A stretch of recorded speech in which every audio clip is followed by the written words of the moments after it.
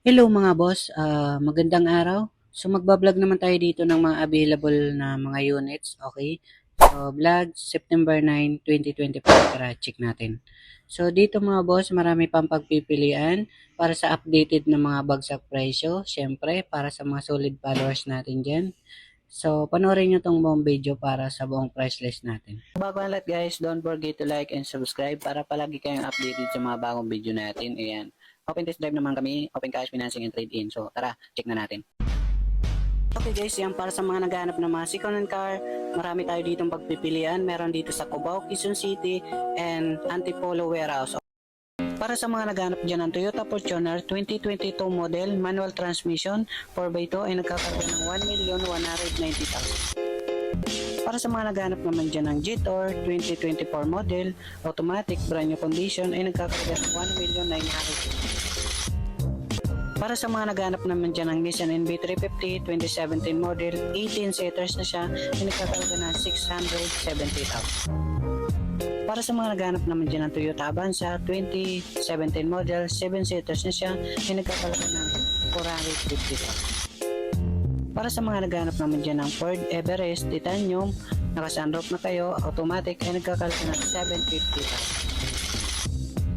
Para sa mga naghahanap naman dyan ng Toyota Elite na Super Grandia pang sosyalin sasakyan, ay nagkakarga ng 2,550,000. Para sa mga naghahanap dyan ng Toyota Avanza 2016 model manual transmission, ay nagkakalaga to ng 430,000. Para sa mga naghahanap dyan ng Honda City automatic 2014 model, ito guys ay nagkakalaga ng 390,000.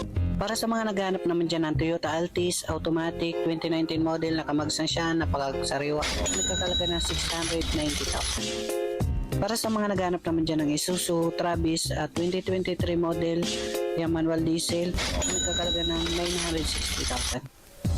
Para sa mga naghahanap naman dyan ng Hyundai Grand Starex BGT automatic diesel, ito ay nagkakalaga ng 820,000. Para sa mga naghahanap naman dyan ng Toyota Fortuner 4x4 2014 model automatic B-variant, nagkakalaga ng 800,000. Para sa mga naghahanap naman dyan ng Suzuki Carry FB Type 2022 model, ay nagkakalaga ng 450,000. Para sa mga naghahanap naman dyan ng Nissan Navara Pickup 2023 model automatic, ay nagkakalaga ng 960,000. Para sa mga naghahanap naman ng Isuzu D-Max 2019 model manual diesel, ay nagkakalaga ng 555,000. Para sa mga naghahanap naman dyan ng Hyundai Stargazer automatic 2023 model 15,000 mileage, ay nagkakalaga ng 730,000 na lang. Para sa mga naghahanap nyo ng Montero Sport 2023 model manual diesel, ay nagkakalaga ng 980,000. Para sa mga naghahanap naman ng Isuzu Travis 2022 model manual, ito guys ay mura lang, ay nagkakalaga ng 860,000. Para sa mga naghahanap naman dyan ng Ford Everest na 2018 model manual transmission 4x2, ay nagkakalaga ng 650,000. Para sa mga naghahanap naman dyan ng Kia Grand Carnival automatic transmission with push start, ay nagkakalaga ng 860,000. Para sa mga naghahanap naman dyan ng NV350 Premium 2020 model, ito mga boss, nagkakalaga ng 950,000. Para sa mga naghahanap naman dyan ng Toyota Super Grandia automatic diesel, ito mga boss ay nagkakalaga ng 1,200,000. Para sa mga naghahanap dyan ng Honda BRV 2021 model automatic, ito guys ay nagkakalaga ng 700,000. Para sa mga naghahanap naman dyan ng 2023 model na Toyota Hilux G manual 4x2 ay nagkakalaga ng 1,030,000.